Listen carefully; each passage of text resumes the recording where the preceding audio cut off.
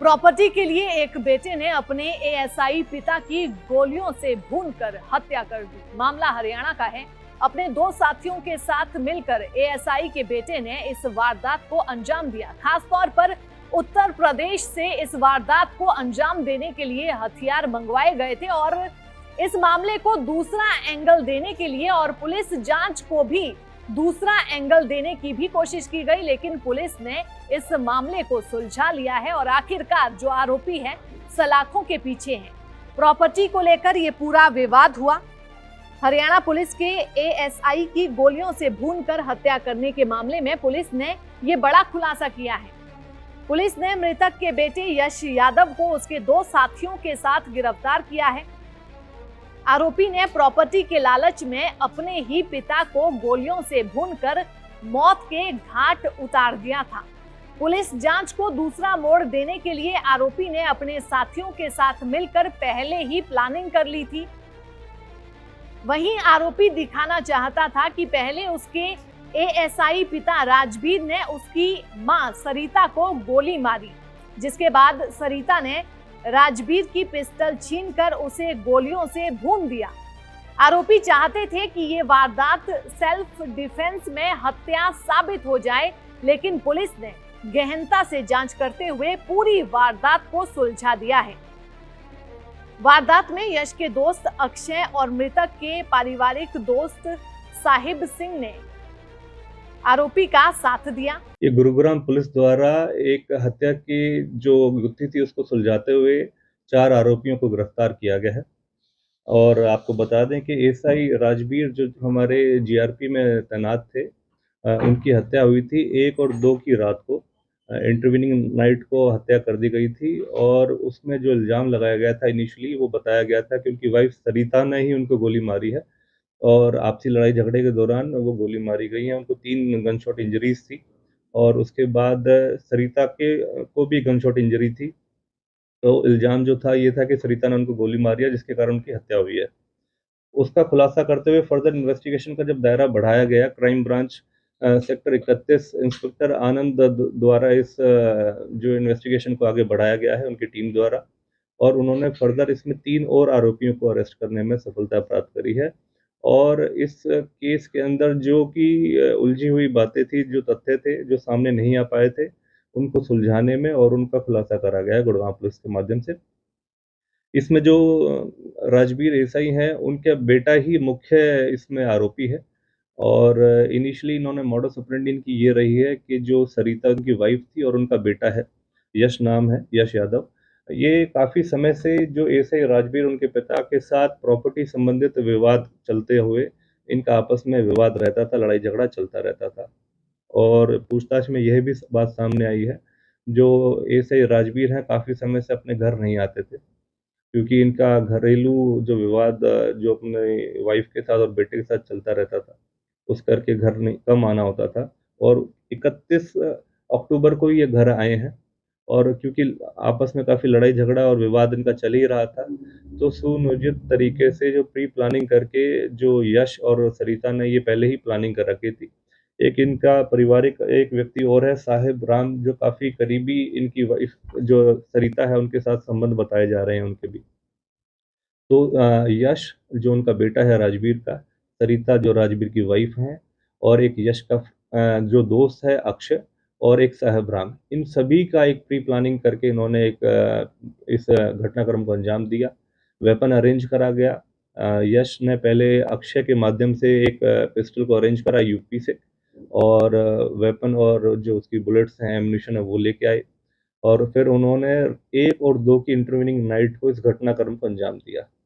Police को बरगलाने के लिए और इस जो जितनी ये साजिशकर्ता थे, पुलिस को अलग ढंग की एक इन्वेस्टिगेशन की दिखाते हुए इन्होंने ये दिखाया कि किस तरीके से पहले राजवीर ने जो सरिता के ऊपर फायर करा और फिर उस घटनाक्रम को चलते हुए उसको ओवर पावर करा गया राजवीर को, और फिर सरिता ने वो वेपन छीन के राजवीर को 3 गन शॉट इंजरी के माध्यम से उसकी हत्या कर दी।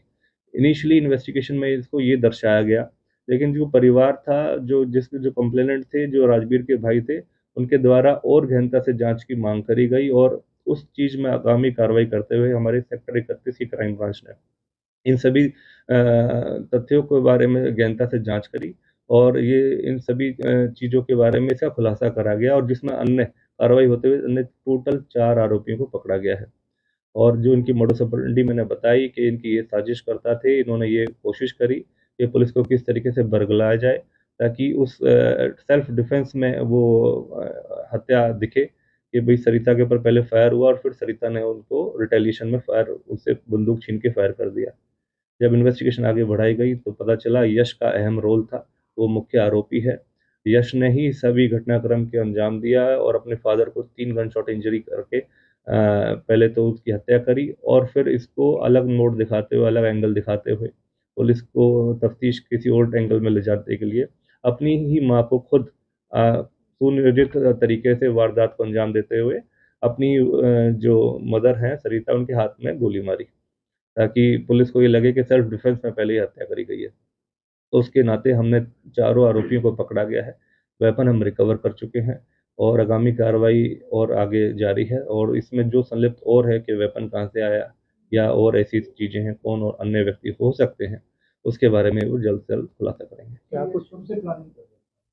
ये पिछले काफ़ी समय से इनके बीच में प्रॉपर्टी रिलेटेड विवाद चल रहा था और उसके तहत क्योंकि राजवीर घर कम आता था तो इनको कभी इस तरीके से मौका पहले जल्दी से मिला नहीं। लेकिन क्योंकि अब हमने चारों आरोपियों को अभी गिरफ्तार कर चुके हैं, इनसे पूछताछ कर चुके हैं, तो लगभग महीना 1.5 महीने से इसकी कोशिश में थे कि किस तरीके से इस घटनाक्रम को अंजाम दिया जा सके। जब मर्डर किया गया तो उस वक्त कौन-कौन मौजूद थे घर में? मौके पर जो मौजूद थे उसमें एएसआई राजवीर जिनकी हत्या हुई है, उनकी वाइफ सरिता और उनका बेटा यश, ये तीनों ही मौके पर मौजूद थे और अब इनको गहनता से जब जाँच हुई है पूरी, सारे तथ्य सामने आए, उन एविडेंसेस के बिहाफ पर हमने इनको अरेस्ट करा। सर, वाइफ को पता था कि उस दिन ये वारदात होनी? इसको? राजवीर की वाइफ को पता था कि वारदात उस दिन होनी है, अंजाम देनी है? हाँ, बिल्कुल इन्होंने प्री प्लानिंग करके रखी थी ऑलरेडी जिस तरीके से वेपन अरेंज करा गया यश और अक्षय द्वारा वेपन अरेंज कराया गया और वो सारी पहले ही प्री प्लानिंग थी इस तरीके से घटनाक्रम को अंजाम देंगे। वो ऑन रिकॉर्ड हमने सारी चीज़ें ली हैं और इनका सेल्फ अपने आप से डिस्क्लोज़र भी है कि जो अपने डिस्क्लोज़ कर रहे हैं सारी बातें, इनकी टेस्टिमनी हुई है, इनकी स्टेटमेंट्स हैं, उसके तहत ये बातें सामने आई हैं सारी। साइड राम और दूसरा ऐसा दोस्त है। अक्षय इसका साथी है और काफ़ी 5-6 सालों से यश का दोस्त है वो और साहिब राम भी इनके एक पारिवारिक रिश्ते में लगता है और जो पता चला है कि इनके जो सरिता और जो साहिब राम के आपसी संबंध थे, वो काफ़ी क्लोज़ थे। तो इसके नाते इन सभी ने मिलके क्योंकि एक जो प्रॉपर्टी रिलेटेड इश्यूज़ इनके बीच में क्रिएट थे। यश काफ़ी समय से इस चीज़ के लिए अपने फादर राजवीर से लड़ाई झगड़ा रखता था कि उसका जो राजवीर है उनको अपनी प्रॉपर्टी में हिस्सा नहीं दे रहा है। और शायद बेदखल भी करने की कोशिश करी गई हो बीच में। तो उसके संबंध में जाँच अभी जारी है और उसके तहत ही चलते हुए सारी ये कार्रवाई हुई है। यश कौन है? कितनी उम्र है इसकी? क्या ये शादीशुदा है? क्या काम करता है? यश शादीशुदा है, 25 साल इसकी लगभग उम्र है और पहले भी कुछ इसके कंडक्ट के बारे में बातें सामने आई हैं कि पहले भी किसी महिला को लेके ये भाग गया था, अपने परिवार के उसमें ही। तो काफ़ी इस तरीके से विवाद रहता था और पारिवारिक तौर पर भी इनके आपस में डिस्प्यूट थे। और जिस तरीके की घटनाक्रम जो सामने आई हैं जो प्रॉपर्टी रिलेटेड इश्यूज़ थे, उसके तहत चलते हुए ये घटनाक्रम को अंजाम दिया है।